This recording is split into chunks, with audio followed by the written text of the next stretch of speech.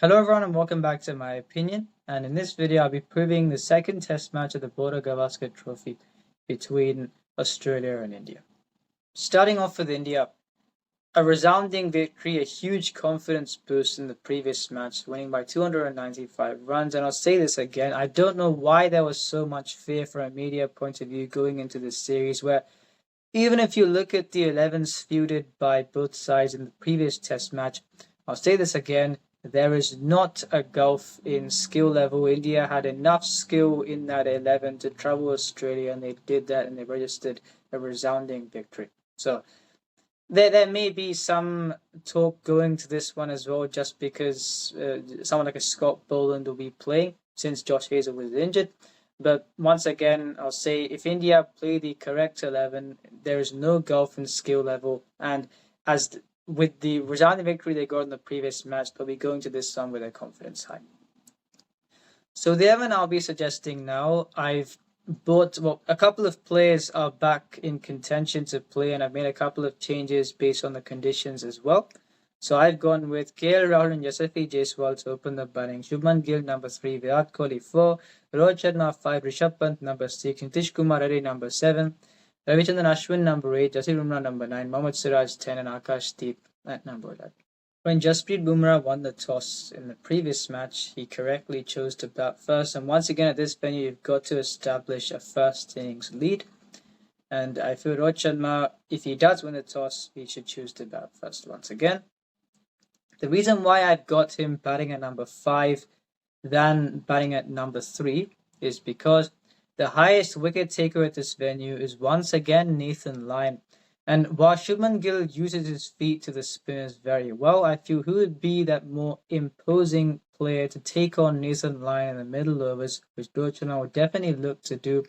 I think that he would provide that imposing option alongside with the other players in the middle order. If you've got Rohit, Rishabh and Nitish Kumar Reddy at 5, 6, 7, then we've seen how Nitish Kumar Reddy in his debut looked to approach against the Australians in the first test match, and Rishabh Pant what he does generally. So I think that would make an imposing 5, 6, 7. And Shubman Gill has got the skill to negate things when the ball is moving around. So you've got the top 4 to set the foundation against the seamers, where with the pink ball it will move around, and then the others to capitalize later. Now, R. Ashwin playing a number 8. In the first test match, I'd said I'd have played Washington Sundar at number 3 with Jadeja at 7, and those two would play as batsmen who can bowl. Padikkal didn't score many runs in the first test match, and I maintain if Washington Sundar had played at 3, Jadeja at number 7, it would have provided greater batting and greater bowling assurance. There are certain types of spinners who get wickets here. You've got Nathan Lyon, and Ashwin also can emulate his Nathan Lyon's success as well with the way he bowls. I think as a frontline spinning option, you've got to play Ashwin in this case rather than prioritizing the batting depth, which I had said in the previous match, looking at the conditions. If you're playing a Washington or a Ravindra Jadeja, they may provide more batting, but is that really what you want? Well, no matter who you play, wickets are going to fall with the pink ball.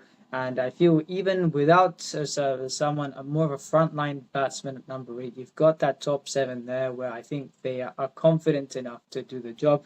So if you're weakening your bowling resources and you're playing another batsman, I don't get what that's going to do.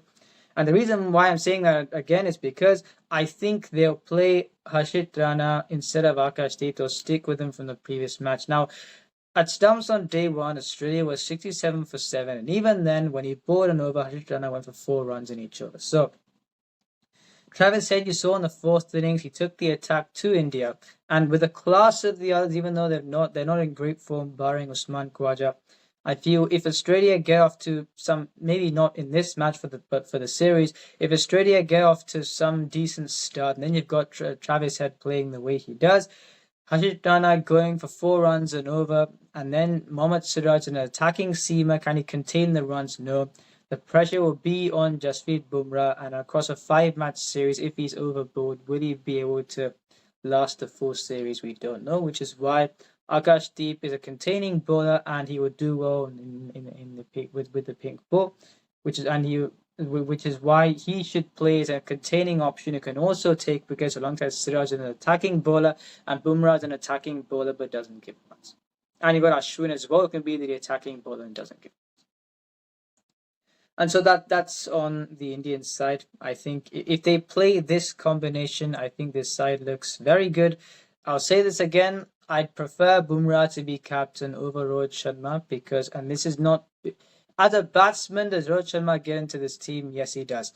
As a captain, we've seen in the home series, some teams, India have either lost matches or they've given opposition a chance, but they've won, making things more difficult for themselves. You saw against England where, because of the defensive field settings of the way that England play and the services that were provided, they didn't play a match in Chennai. They played a lot of matches in batting-friendly tracks that deteriorate over time. And that's why the defensive field settings allowed England into the match, and that's why they won that first test match. I feel with the attacking instinct that Bumrah has shown when being captain thus far, and I feel especially with the fast bowler being captain, they would have that attacking instinct. When India were brought out for 150 and they fashioned such a fantastic win, I think he should be the captain for the series. But since Rohit Sharma gave the press conference, I think he will still be captain. And how will the defensive fields go when Travis Head, if the Australian top four get off to a decent start, maybe in the future games, and then you've got Travis Head going the way he does, and you play Harshit Dana going for 4 runs every over, and you combine the defensive fields, how will that go? I still have my reservations on that, but we've just got to hope that situation doesn't materialize. So that is on India.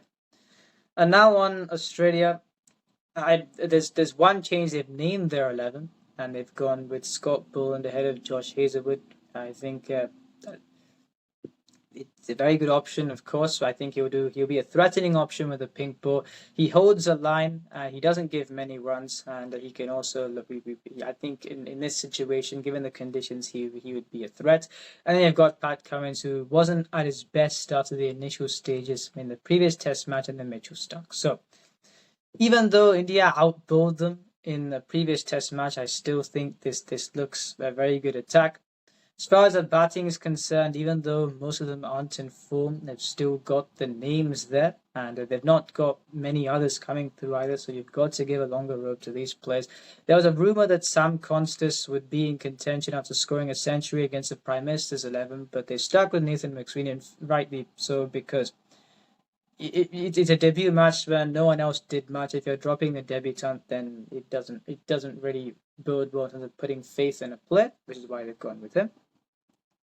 Mitchell Marsh, I think he may bowl if required, but we saw what India did in the third innings, where this was something I mentioned, a point of vulnerability for Australia, where you've got the 4 bowlers, then you've got Mitchell Marsh and Marnus Labuschagne, where if the 4 bowlers get worn down, especially the 3 seamers get worn down, Josh Hazlewood has missed. I think the Mitchell Starc and Pat Cummins, I saw a stat, they've played 33 Test matches since 2020. Josh Hazlewood has played 20.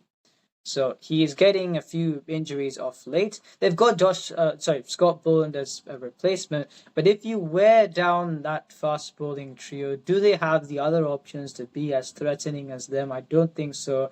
Mitchell Marsh, when he bowls even for a decent amount of overs, he gets some injury concerns. So, which is why I feel this attack with India, is it realistic to expect India to grind down these Australian attackers they did in the third innings? Given the conditions here, probably not. But this could definitely be something for the future matches, where I think this would probably be the most challenging conditions that would be faced as a batting side. If India can get through this, then it would give them even more of a confidence boost going into the next few matches. And finally, on the comparisons of 11s, I said I said this at the start of the video, and I'll say this now.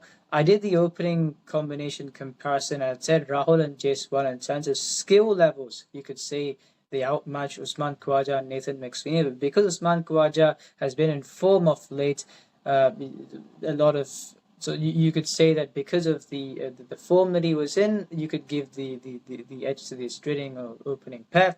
In terms of skill levels, Rahul and Jaiswal was always going to be the one that would pip those two, and with how well they did in the previous match, I think the confidence has increased even more.